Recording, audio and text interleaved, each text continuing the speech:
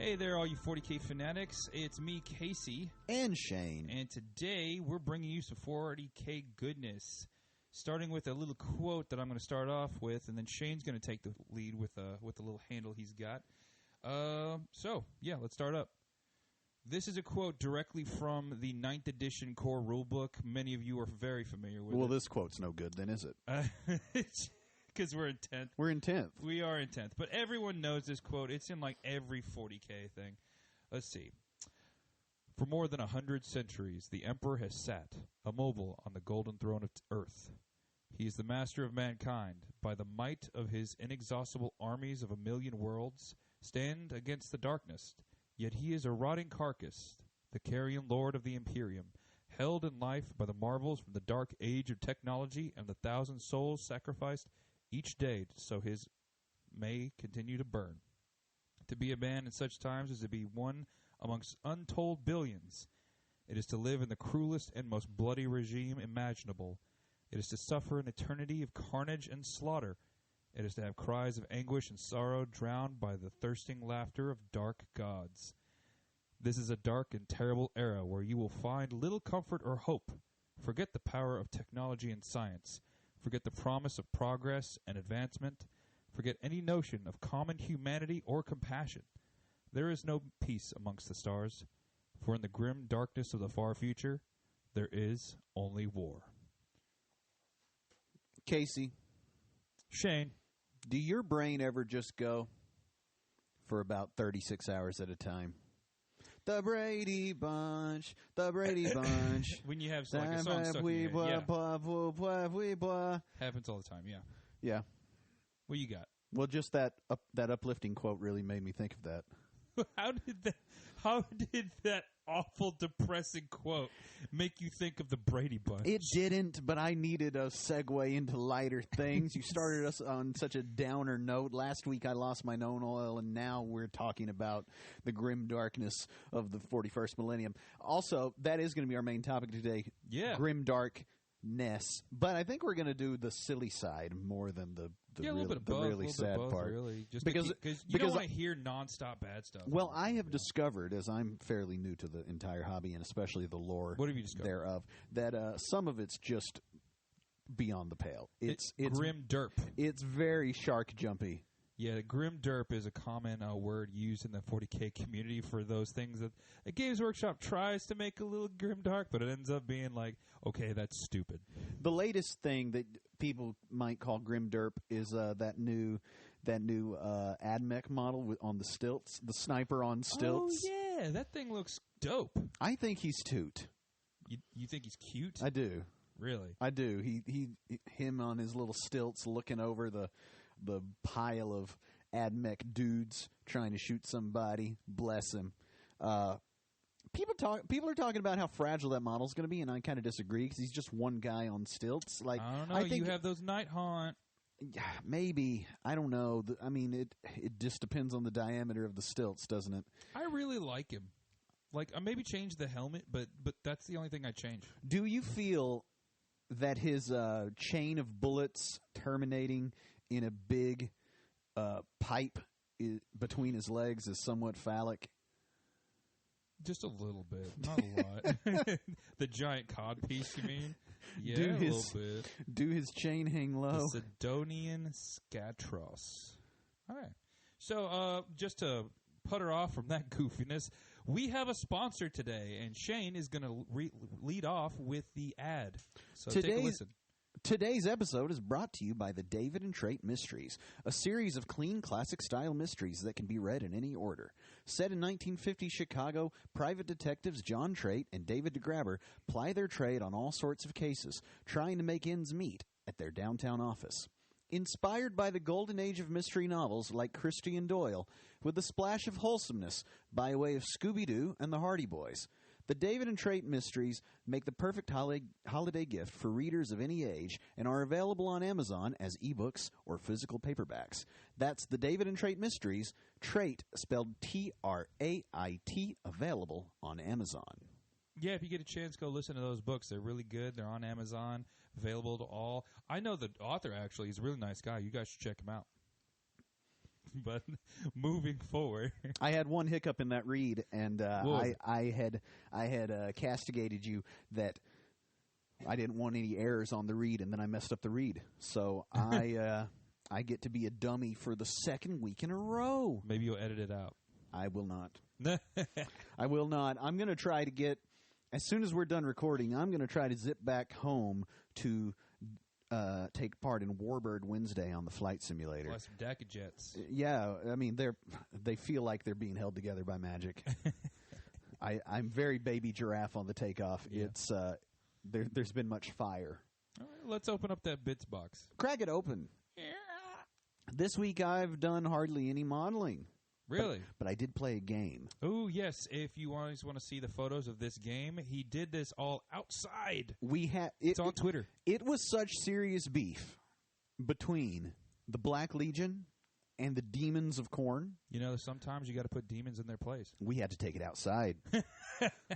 Me and the homie Craig, I got on the local Discord and asked for a game, and he was like, I'll give you a game if you come out to the house. I'm like, bet. So I went out there, and he's got a table set up in the yard, and the weather is perfect here in northeast Arkansas right now. That's in the U.S. of A. for all of you people elsewhere, and I know we have a lot of listeners. But there's a video, there's a couple of pictures over on X at 40K Fanatics where you can check out all of our interesting news and things. But it was really close. So Khorne Demons and World Eaters, a little meta watch for you guys, is they're going to just wash over you in a fit of violence. Yep. And you have to withstand that. Then you have to beat them down into bloody pulp, and then you've got to go score all the points you can. Yeah. In those instances, it prays to have a very mobile and very maneuverable army. I've got a bunch of dudes with boots. Yep. So not very mobile, very tanky, but yeah, my current in the face of that many chain axes. My current these were demons, so they were just a bunch of demon swords. Yeah, swords and claws and teeth and horns. He had a lot of those unicorns with dudes on them. What ended up being the final score? The final score was, I don't recall, but it was very, very close. So I was fully painted. He was not fully painted. So we call, and it was within the 10. So either he won by 3 or I won by 4, or however the math works out. Okay. But it was very close. I got unlucky not getting any secondaries that could score anything through the first turns while he was on his rampage, right? That. But then I had him tabled on turn 4, where I then, leading up to and then all the way through, scored all I could. So we called it a gentlemanly tie. Shook hands and walked your separate ways. The thing that was great about it is it took us like 2.5 hours to play. Oh. We were in no hurry. We just zipped through it. The grass was very soft on my feet, in contrast to what you did last weekend. I played a local RTT at one of our friendly local game stores, Gamers Haven, over in Jonesboro, Arkansas. Very popular, very happening place. The tournament took place from 10 a.m. until, I believe, almost 8 o'clock in the evening. We played 3 games straight. We had an hour between the first 2 games and the second and third game.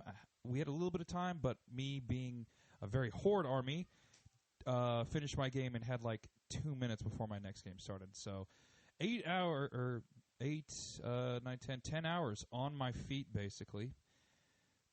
And there were a couple of rewards, lots of good stuff. I placed pretty high and won 2 out of 3 of my games. Last game was against the Deathwing. And, man, the Aggressor Blob is real. Also, Armor of Contempt and Oath of Moment. I'm not going to call them broken, but I will say they are a tough matchup to beat. Yeah, and for that RTT, they had frozen the rules before the Space Marine Codex dropped, so the Oath of Moment was re-rolling everything. Yes, so I just had a million shots from this big Aggressor Blob coming in, re-rolling hits, re-rolling wounds, and then Armor of Contempt on all of my guns. And me being an Orc player, I had mostly AP1 reduced to AP0. Right. And and all Gravis armor as far as the eye could see. Yeah, because that third game, I saw the scores on Best Coast Pairings. Like, he beat the briggity breaks off of you on that last game. Yeah, and I just... and you had been... you had been winning handedly in rounds 1 and 2, right? Like, scoring 80, 90 points. Very strategic, very good. And this one, it was... And then ran into the thumper. Yeah, man, it was. I don't want to say it was unbeatable force, immovable object. It was more of like a weaker force slamming into an immovable object, and then next thing you know, half your body is splat against that wall. So they were dead. Yeah, it was fun. I did everything I could to fight this guy. I just rolled poorly nonstop the whole game, and it is what it is. He won. He did great. Dark Angels, big fan, and hope to play the guy again. Yeah, I want to get some silly games in because I think that now that locally we're done with we're nearly done with the league, which we've kept you guys up on a little bit. Yes. In which I performed terribly, but I did get all 6 games in. Yeah. And then the RTT, I don't know if there are any tournaments, at our friendly local game stores going on. I think people are going to be down to clown, which is the way that I love to play. Man, I would Rule love of to cool lists all around. Everybody bring your best painted characters and name them and be silly. It would be a fine time for a little narrative campaign, wouldn't it? I'd be down. That'd be fun. That's a lot of time, but I'd be fun. I'd be totally down for it. Oh, it'd be so good. Narrative game November. Let's go. Oh, have we made a thing? Oh, man, we're starting to make a thing. Narrative November. I like it. Yeah, everybody get on X and start the hashtag Narrative November. That'd be great. All right, so is that everything for the Bits box, you think? You know what? I forgot my last thing. I'm going to throw out a name, RJ Mason. If you get the chance, look up RJ Mason 18 on Instagram. He is an amazing artist who has started a great Warhammer artist movement across the board. It's RJ Mason 84. He draws Warhammer, Star Wars, all that stuff in ink, and it looks amazing. Give him a look because, boy, his stuff is dope. Are they prints or are they drawings? They are full drawings. He sketches out his idea, goes over it, and then he just freehands with an ink pen, and it looks nice. That sounds hard. I've been working on a thing that is hard, which I started building the black coach for my night haunt. You know it, baby. You know it, baby. I started building the black coach for my night haunt Age of Sigmar army, and it's a big old project. It's a lot of sprues and it's a lot of pieces, and she'll be driving 4 skeletal horses when she comes. And and they're kind of funny because they're like 2 and 2, but then they're cut in half, right? And so then you've got these 2 big chunky pieces to put together, and there's mold lines all the way around, and it's a lot of scraping, a lot of trimming. But I'm getting them nice and everybody. I'm getting them nice and trimmed up, looking good. But then you've got the carriage that then holds a coffin, and in the coffin is a mummy, and then over the top are some curtains, right? Right. So all of the stuff is going to have to be painted separately. And I've never done a subassembly thing, but I guess I'm going to, because my plan is to paint the horses as two sets of 2 and get them done, and then paint the sort of frame of the coach, and then really spend some time on the little coffin and all that, so that, just like the inside of my rhino is painted, because that's how bougie I am. Yeah. I want to be able to open up the little casket and be like, ha ha. Also, there are Happy Halloween. Yeah, happy Halloween, everybody. There is also an option that the coach driver can either have a scythe and a whip, or you can have both hands extended out. That's weird. And I'm like, and I understand that that's an odd option. On the data sheet or whatever we call them, Battle Tome, whatever they are in Age of Sigmar, in the rules, Those are two different weapons. But I don't care what anybody says. Like, disqualify me. Posing out here, huh? I mean, disqualify me from the tournament. I'm taking the whip and the scythe. Yeah. It looks cool. Come on. Yeah. What are we even here for if not whips and scythes? Chains, too. You know what? Roll the coffin out. Close the bits box. Close the bits box. Which So, after that goofy note, we're going to be talking about some pretty depresso espresso stuff. I wasn't joking. Okay, the pretty stop making me laugh, man. The pretty espresso depresso stuff. Grim Darkness, 40K, and what makes it. And this is a highly requested video by our own man Shane, because he does not know the fundamentals. I do not. I learned. This man came to me and said, "What's a corpse starch bar?" Yeah, what's a corpse starch factory? Because my sweet summer child, Jay from Eons of Battle on YouTube, they've got a big Patreon STL terrain scheme, right? Where you pay your $5 a month and then you get access to all these 3D printable terrain bits, and it's like an entire board worth that they release every month, which is really cool. I don't have a 3D printer. And honestly, I'm not trying to paint, a month of terrain every month, but it is neat. And he did do it because content machine. And the thing that he had was a corpse starch factory. That's corpse, like bodies, turned into a food product that I then learned is distributed to the populace. Casey, do I have this right? Yes. So I'm going to touch back on this as we, lay the foundation to this. All right. So Grim Darkness. One of the things that makes 40K Grimdark, in my opinion, one of the biggest things is the Hive City. Hive Cities. The Hive City or the Hive? Hive, like a beehive. Like a beehive city. Yes. Yeah, because I kept hearing it said, and I thought, high city, nice city, No. lovely city. No. Opposite. No. Bizarro world. High city. Hive cities. City. Okay, so a Hive City was in the golden age or dark age of technology, which you know about. We've talked about the whole AI thing going on. Check out our backlog of episodes on anywhere you get your podcast and on YouTube. Yes, so the idea was to make this sprawling monopoly or metropolis of highly advanced technology where everybody would live together in harmony and benefit from society, and all this stuff would just automatically run.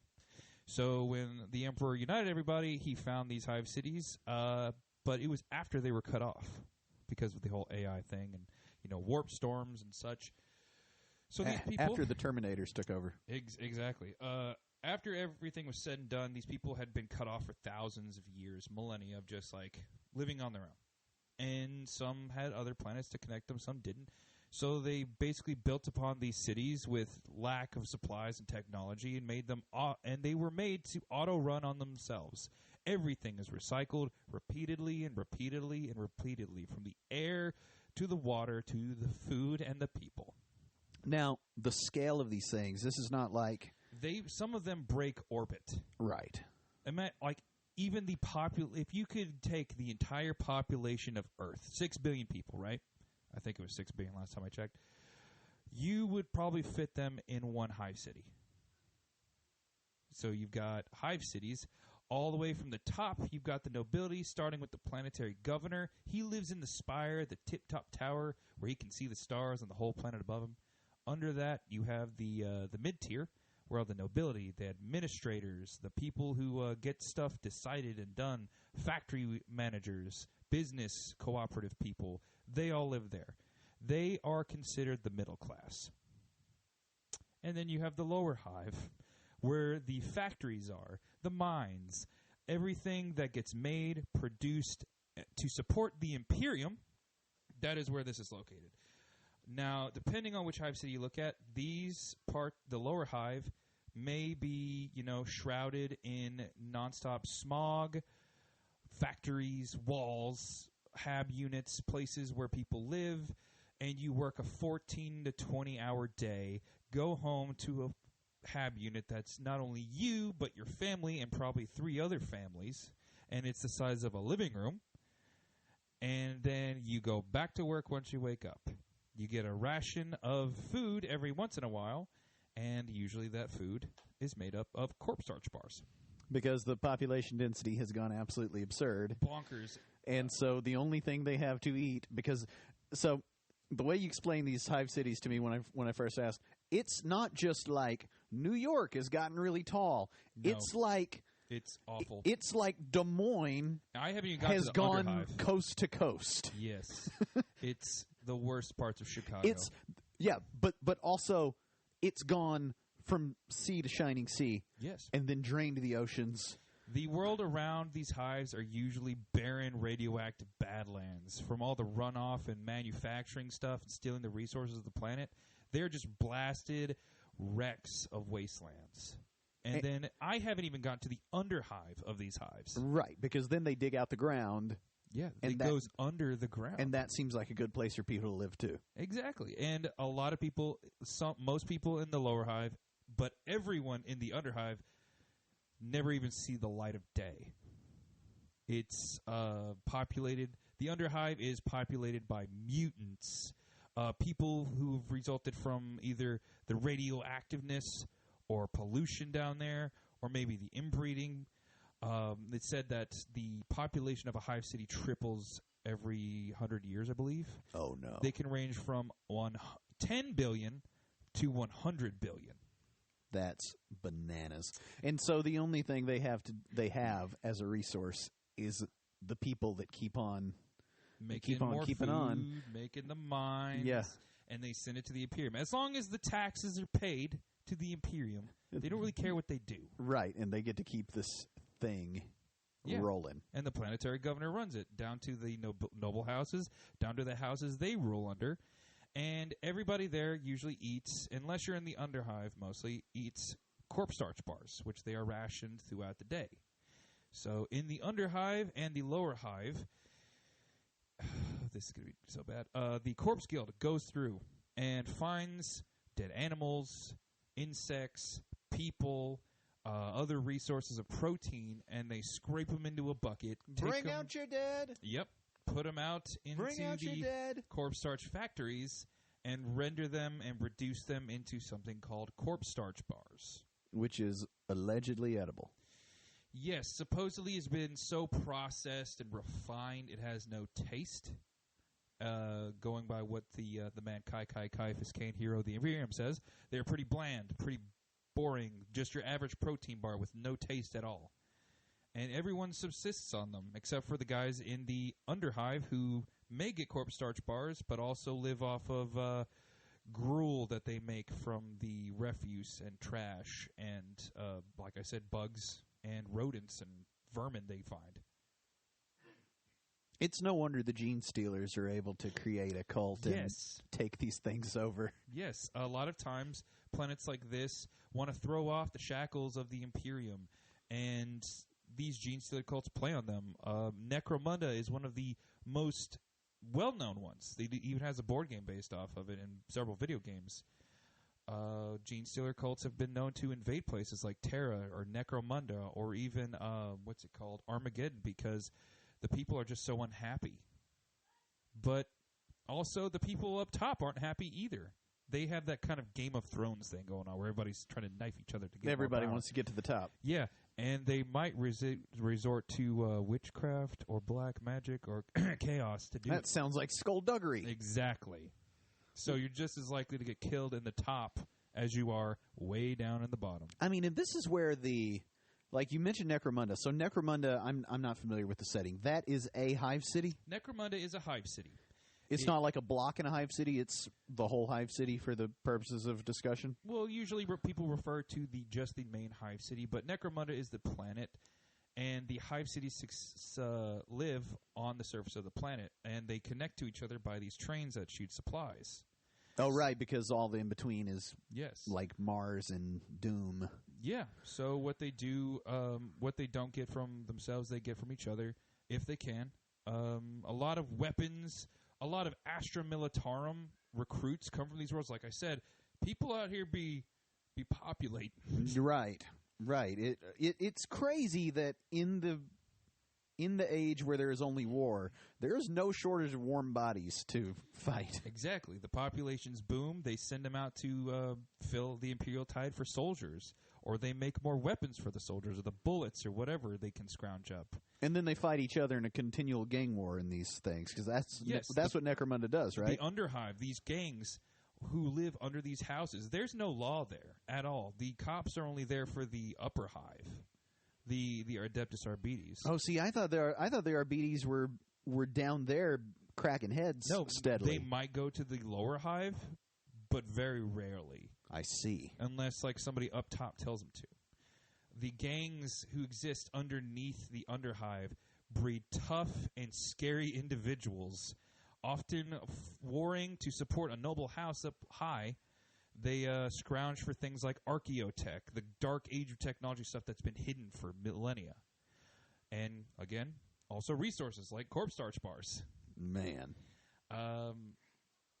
The Imperial Fist actually recruit from Necromunda. They go in, typically Space Marines like the Imperial Fist will go in, clear all the lawlessness of the Underhive, grab some young ganger, bring him back, wipe his record clean, and turn him into a Space Marine. Wow. That guy's got to feel like he got the golden ticket. Yeah, that's like even the soldiers.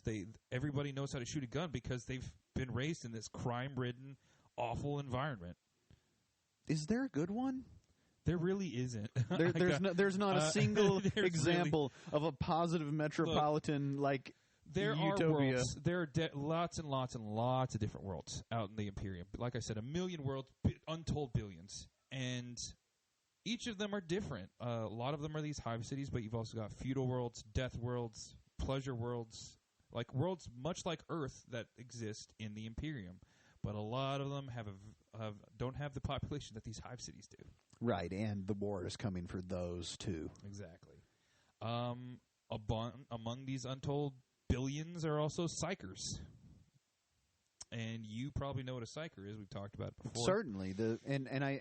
I guess the oh gosh, refresh me. Who rounds up the Psykers for the Golden Throne? The Black Ships. Our next point to make the grim darkness drive home. Oh, that was a good segue. Yeah.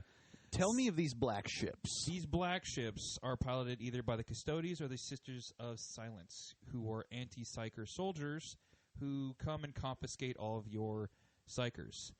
Imperial ties usually give them up. These are your kids. Yes, it could be kids, it could be old people, it could be people, because you can't get to everywhere every day. But usually the Adeptus Arbites will identify these people and arrest them, or maybe the Space Marines will find them, or people will just turn them in if they don't kill them. And these Psykers, who are basically our next step in evolution, are turned over and then given to the black ships, where they are either given to the Imperial Guard and trained to be a Psyker, or they are given to the black ship, where they are sent in thousands and thousands of populations on these ships, barely given any food or water to just live, and then taken to Terra to be strapped to a chair for a whole day as their life essence is drained out of them to supply energy to the golden throne of the Emperor. Wild. Yeah. Question on that, because we're just sort of dancing around this. It's really pod a crapshoot, though. In case you guys can't tell, we have no plan here, no script. So, how do we get Space Marine Psykers? Space Marine Psykers, the typical person goes, they try to become a recruit for the Space Marines. If they have some latent Psyker ability, the chaplain or a librarian of the chapter will identify them. And then after they become a Space Marine, they are tapped on the shoulder and become a librarian, trained in the ways of that chapter, and then also keep the histories of the chapter and learn the different spells and whatnot that each chapter has. I see. So your regular human-sized Psyker that shows some psychic ability, yes, they're just going straight to the Golden Throne. Not always. Sometimes they go, and if they're not crazy or mutated, they get sent to the Astropath trait.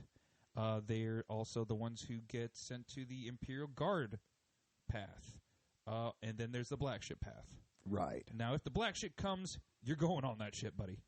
But some people who are deemed worthy enough and aren't executed they become Imperial Psykers, trained in certain disciplines and bonded to the light of the Emperor so that they can harden their will and not, get corrupted by chaos. I see. Or become a big demon portal. And then at that point, they could possibly become a Space Marine, or no? No, those are just for kids. I see. Just for kids.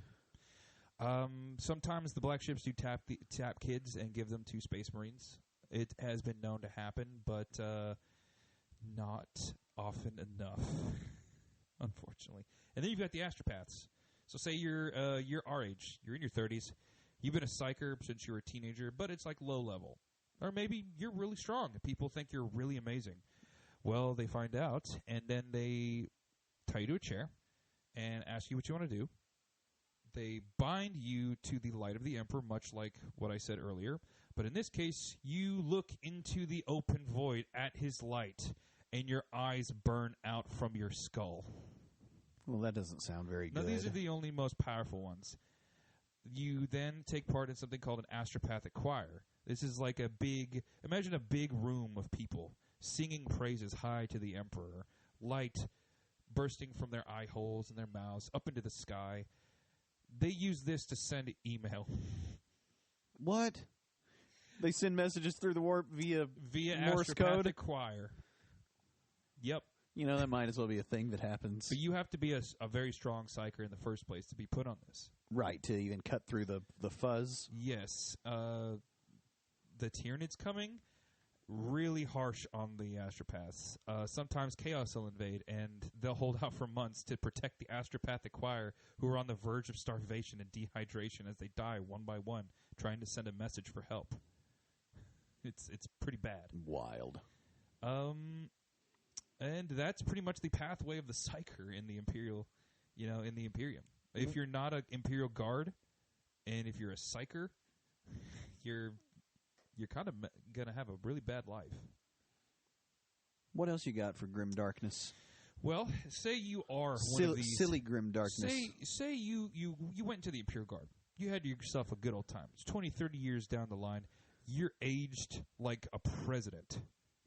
Yeah, that would but be. But you're a colonel now. I feel like that would be a long run for a guardsman. Yeah, because your untold millions are repeatedly murdered or sent on the front lines to die in the droves while you shoot artillery. Say you make it a colonel or general, or maybe you even go Navy and become a captain. You get something called a rejuvenation treatment that is given to us baseline humans. Given to your Inquisition, your Imperial Guard officers, all the big heads. Yeah. These guys are given these injections, which keep them going for a couple hundred more years. Keeps you alive. You definitely do see those hard lines on your face a little bit more, but you don't really age. They make this from the stem cells and plasma of the youth. Oh, this is a little too close to real, isn't it? Some of these treatments are like processed and made from vat-grown stuff. The rest, though, in some Hive cities where their supplies get cut off, the planetary governor is eating your children. So, to keep himself alive another century. Casey, we were supposed to talk about 40K. Why have you gone and talked about real life? It's easy. What? So, yeah, these rejuvenation treatments affect a lot of people, and they use them by sucking the blood and plasma and energy out of your people. I like the idea that if you manage to survive in the militarum for any amount of time, that you might actually grow old and die in your bed. They're like, no. Yeah. Stand up, soldier. No, yeah, Imperial Guard's awful. Most planets, some planets, they treat it like an honor. Some planets treat it like you and I would treat the National Guard. You just enlist and you do your bit. And the propaganda is so awful. It's like, join the Imperial Guard. Service guarantees citizenship, like the Starship Troopers reference. But you'll get a couple years off every now and again. You'll do your thing, get benefits for life, and then you're never heard from again. Right, because then you went to fight the orcs you are or the cannon Tyranids. Fodder that keeps the Imperial war machine going, baby. Man, it is a rough life out here. But I want to circle back to planets. in the Imperium, we have a lot of different planets. We have hive worlds, like we discussed. And everybody's eating corpse starch bars. We've got death worlds. Yeah, so if on the hive planet, the hive world in the hive city, they're eating the dead people. Yeah. What the heck is a death world? See, on the death world, those things happen for a reason. Or on the hive world, those places happen for a reason. Think about it. Corpses get recycled. There's not as much disease or plague going around. Death worlds, you don't have to worry about that because the planet takes care of it. The planet has had enough. So we got planets like, say, Catachan. Catachan is if you took the movie Predator and made it into real life. It breeds a hardy, strong guardsman. These people are basically called baby Ogrins or maybe baby space marines because they're so strong. But the plants and the animals are so awfully terrible that they will eat and destroy anything. You can't build a permanent home. There's no permanent building on the planet. The population is continually moving and trying not to die. Say you live to the age of 20. You've probably lost an arm or a leg somewhere. Your best friends are long dead. And you've got survival skills that will last you for the rest of your life. You're also shredded and yoked as Arnold, baby. And the Astra Militarum wants you to. Yeah, and the Astra Militarum wants you too. Even Space Marines live on death worlds. We talked about the Lion. He grew up on a death world. Oh, really? Yeah. They considered Caliban a death world? Because of all the chaos beasts. Oh, right. Because of all the monsters, the encroaching forest. But it hadn't been that way forever. I mean, yeah. I mean, if you go way, way back, probably not. But a lot of worlds were maybe populated and fixed, or maybe the world came back, or, it all comes back to the Dark Age technology and stuff. I'm not going to go into it. I see. But a lot of these worlds are the way they are. And the Imperium leaves them that way or tries to fix them, and it doesn't always work. Take Krieg, for example. Krieg is a blasted, irradiated mud hole where all of the people live in hive worlds underground, not up, just underground. So it's a hive city with no nice part. Yes, because every single inch of the planet was reduced to a war zone of attrition. Think World War I, but on a global scale. And then they nuked themselves into the Stone Age to make it worse. Yeah, and the only ones who lived were underground. So I've got the Krieg Guardsman kill team, and I notice they all have gas masks on. That's why. They're all very World War I. Who are they fighting? Because in the Octaris box, they're fighting orcs, which seems like a terrible mismatch. The Humies are so squishy, as we covered last week. They want to make up for the sins of rebelling against the Emperor. They considered that they won that war by nuking themselves and nuking the enemy, which were also themselves, into oblivion, and they make up for it by sending their people off to die in droves. Because Kriegsmen only want to die for the Emperor to make up for their past sins. Oh, so Krieg had not wanted to fall in line during the Horus Heresy happened. They rebelled. Half the planet was like, no, and then they fought a long war of attrition that blasted the whole planet to nothing, basically. And now it's a death world. You have to live underground. Most of their guardsmen wear masks, not only because of the environment, but maybe because you don't want to see how old they are. Ooh. Child soldiers. Wild. Yeah. And then you've got worlds that get invaded by maybe Tyranids or orcs. The more active combat zones. Yes, worlds like Death Worlds can hold these off because the planet's so bad that they actually held their own. Chaos actually invaded Catachan when that red scar ripped through the galaxy because of Abaddon messing around. The Imperium showed up. It's like, we got distress signals from Catachan a couple years back. We're here to save the day. And Catachan's like, where you been? We're good. They're drinking coffee, out sitting around, just having a good old time. They're like, dude, we got rid of them like years ago. Where you been? Yeah, that's another part that I read in the lore part of the 9th edition book is the distress calls are going out from everywhere continually. Yes. And sometimes it's hundreds of years before any answer is given. Yeah. And it's depressing. It's awful. It's Grimdark. Forgive me if I don't quite understand the sort of a time scale of a Tyranid invasion, but they're pretty quick. Yeah, they're not taking hundreds of years to eat everything edible, are they? If the Tyranids invade, you're not getting a word out. If the Orcs invade, the Orcs are just going to come back because the spores are going to regrow. Yeah, so in the case of the Orcs, it could be that the townsfolk fight these things off over and over and over. Yeah. Meanwhile, the Imperium may 500 years later be like, yeah, we should send people to that. Exactly. And these distress calls go out. They go unanswered. The world of Terra is bombarded with these distress signals constantly. I read a book where a woman had to get a distress signal sent out from her vision to somebody who could do it, and then she got there after this long, arduous journey of fighting gangers and people who steal paper just to scrub it clean and recycle it again. Toxic mutants, violent gangs. She finally gets there, and the guy was dead. He wasn't even in his office. Nope, not even there.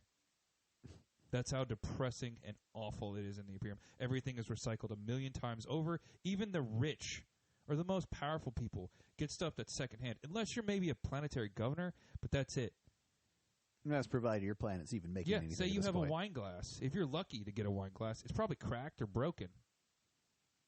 And then you're like, praise be to the Emperor and all he gives us. Well, now I'm sad. You should be. But the corpse starch thing is funny. Yeah. Corpse Starch is pretty depressing, not going to lie. Wars of Attrition, Xenos Invasion, Demonic Incursion, pale in comparison to all these horrible things that the Imperium puts on itself. I will say it's pretty bad. But it could be worse. I think we should talk about painting next week. Just to make you feel better? I think we just need to cleanse the palate of our... we need to cleanse the palate of our... oh, gosh. Our beloved listeners. Yeah. Sorry for making you guys all sad out there. Well, so on that bombshell... Yeah. I've been Shane. And I'm Casey. And... we'll see you out there. Yeah, try not to last until the 41st millennium. Just don't.